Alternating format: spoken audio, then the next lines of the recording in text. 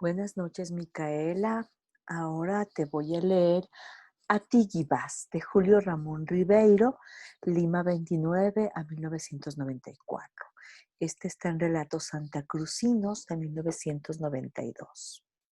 A ti y vas. En el viejo Estadio Nacional José Díaz, ahora ampliado y modernizado, viví de niño y luego de muchacho horas inolvidables.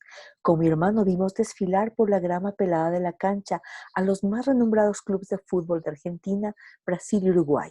Y también del Perú, hay que decirlo, pues entonces teníamos grandes jugadores y equipos que realizaron hazañas memorables.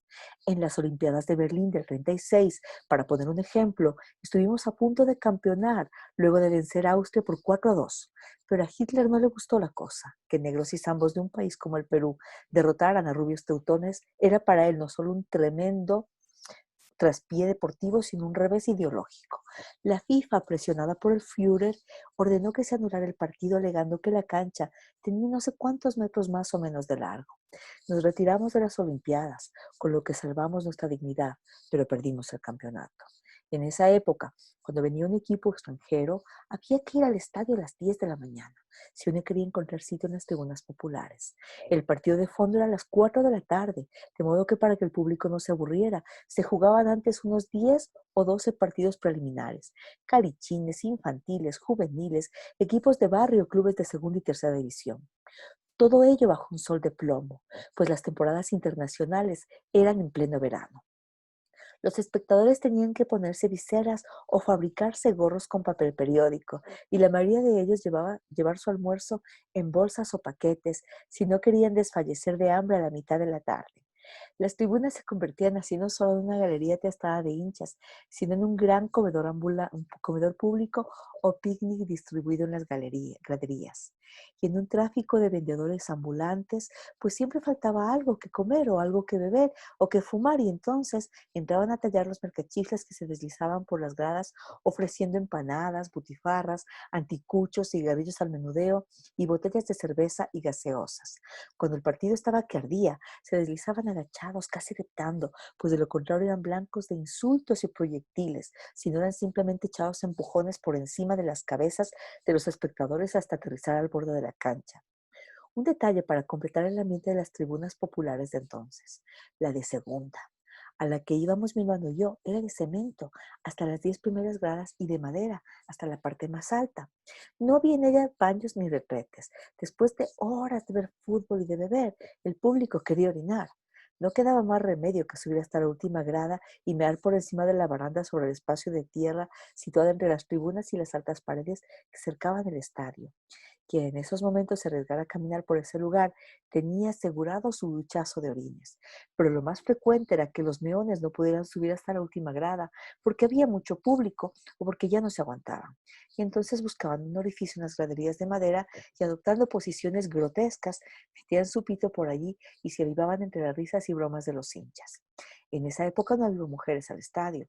El fútbol era sola cosa de machos.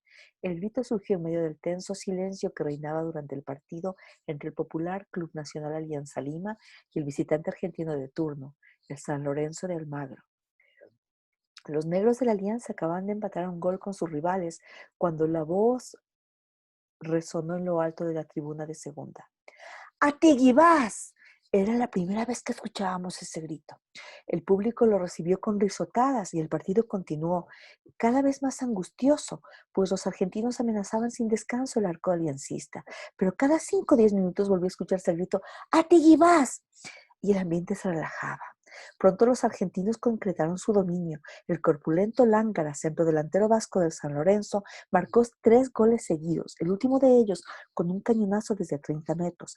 Ya no había nada que hacer. Habíamos perdido.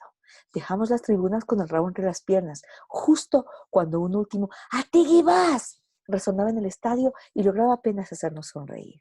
A partir de entonces no hubo match internacional o de campeonato en el que este grito no se escuchara en el estadio, estuviese el partido aburrido o apasionante, fuésemos ganando o perdiendo, despertando siempre hilaridad en el público.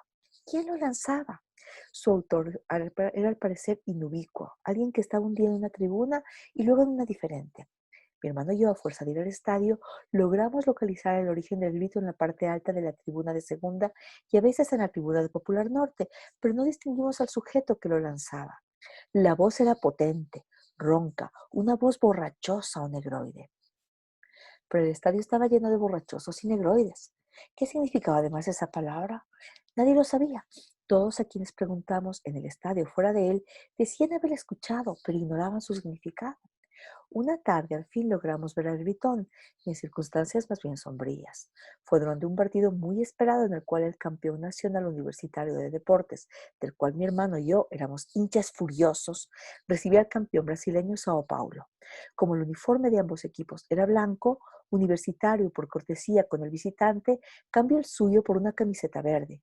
Ver salir a nuestro equipo con una camiseta de otro color nos dio mala espina.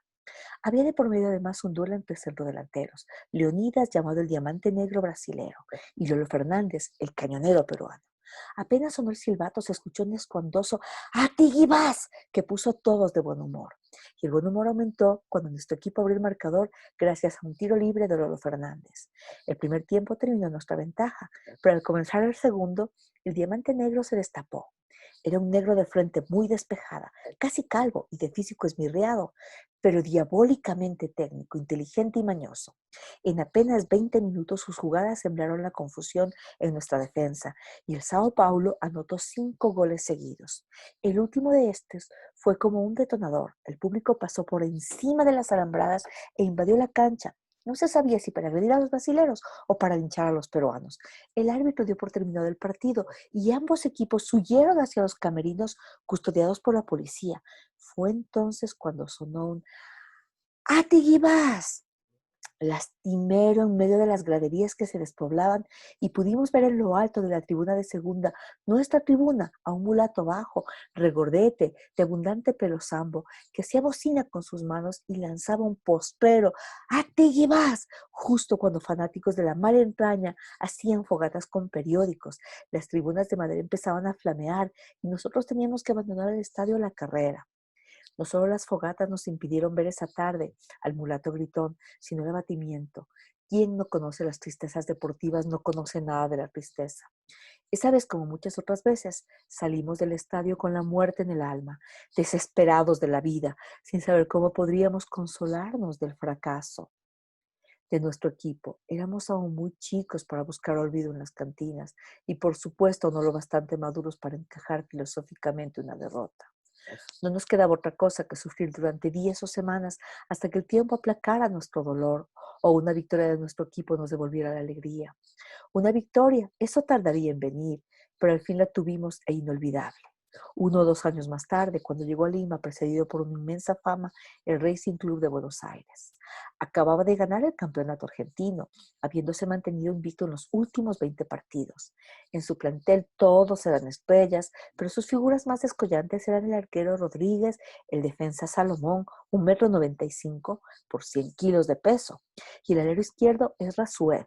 Universitario de Deportes, en cambio, había terminado tercero del torneo nacional y su célebre cañonero, Lolo Fernández, nuestro ídolo, estaba lesionado y quedaría en el banco de los suplentes.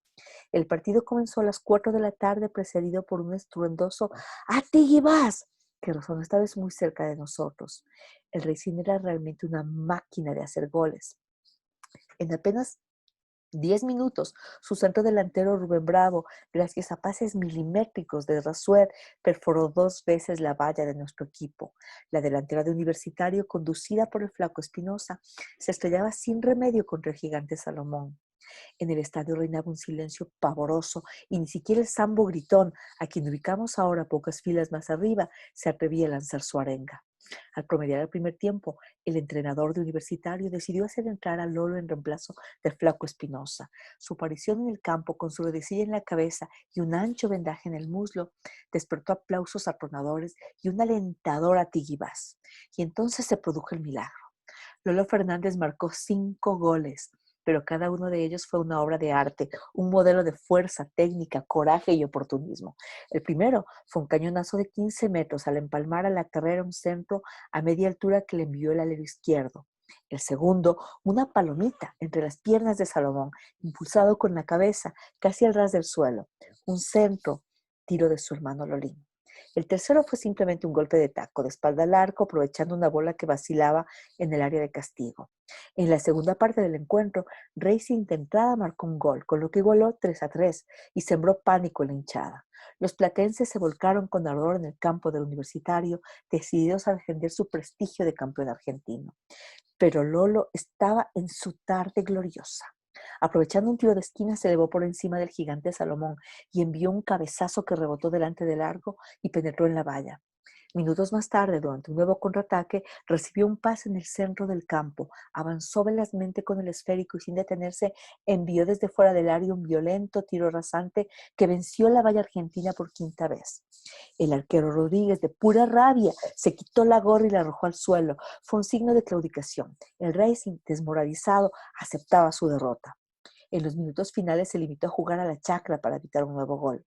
El match terminó en medio de hurras, cantos y chillidos de júbilo, y entre estos el infalible y sonoro ¡Ateguibás! Como esta vez el mulatón estaba a nuestro alcance, mi hermano y yo tratamos de abordarlo para compartir nuestra emoción y sonsacarle de paso el sentido de su enigmático grito. Pero una turba de hinchas borrachosos que blandían botellas de cerveza lo rodearon y en ruidosos tumultos se perdieron por una de las oscuras escaleras que descendían hacia las puertas de salida. Seguimos yendo al viejo estadio durante años, más por costumbre que por pasión. Las derrotas nos hacían aún sufrir y los triunfos gozar, pero con menos intensidad que antes.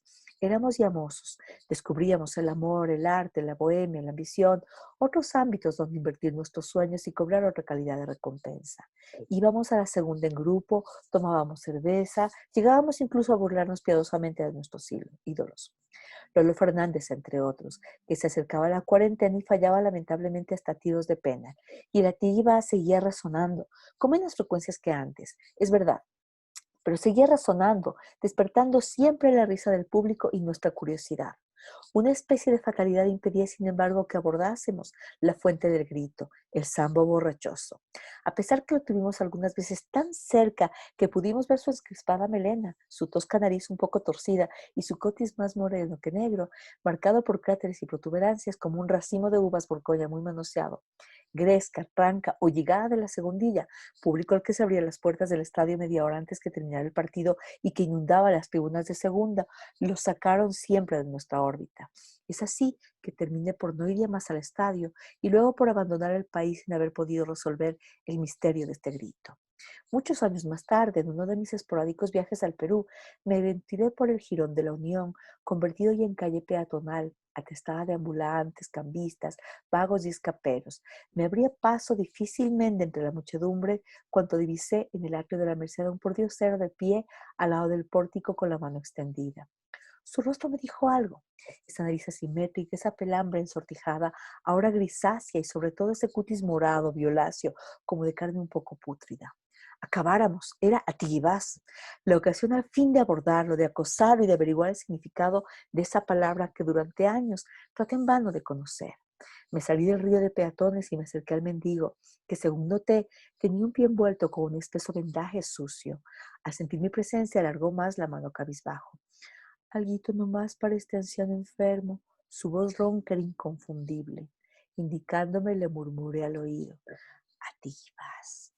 Fue como si lo hubiera hincado con un alfiler. Dio una especie de respingo y levantó la cabeza mirándome con los ojos muy abiertos. No me digas que no, continué. Te conozco desde que iba al estadio de chiquito, la tribuna de segunda, allí arriba. ¿Cuántas veces te he oído gritar? Pero ahora me vas a decir lo que quiero decir a ti, Gibás. He esperado más de 20 años para saberlo. El mulato me observó con atención y alargó más la mano. Sí, pero me sueltas unos verdes. Tenía en el bolsillo un billete de $5 y otro de 100. Le mostré el de 5, hizo un gesto negativo con la cabeza. $20. Protesté diciendo que eso era una estafa, pero si no fuera porque estaba en Lima de paso, no le hubiera ofrecido ni un solo dólar. Pero el mulato no cejó. Bueno, dije al fin, voy a cambiar estos $100. Espérame aquí. El mulato me retuvo.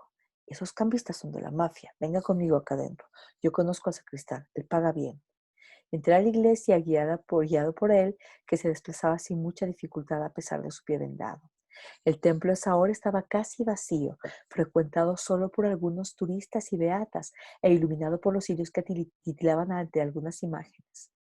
Pasamos delante de varios confesionarios desiertos hasta llegar a una puerta lateral que estaba entreabierta. Tiene el billete allí. Espera un instante. Le entregué los $100 y di unos pasos hacia el sagrario para apreciar de más cerca las tallas barrocas del altar mayor. Pero a los pocos metros me detuve atenazado por la sospecha y volví rápidamente hacia la sacristía. En esa pieza no había nadie, ni tampoco en la contigua, ni en la siguiente que, por una pequeña puerta, reconducía a la nave lateral. Ya ni valía la pena echarse a buscar al mulato, que no era cojo ni mendigo. De pura cólera lancé un estruendoso atiguibás que resonó en todo el templo alarmando a las viejas dobladas en sus reclinatorios, y creí comprender el sentido de esa palabra cuando al salir de la iglesia me sorprendí diciéndome que ese mulato pendejo me había metido su atiguibás. Buenas noches, Micaela.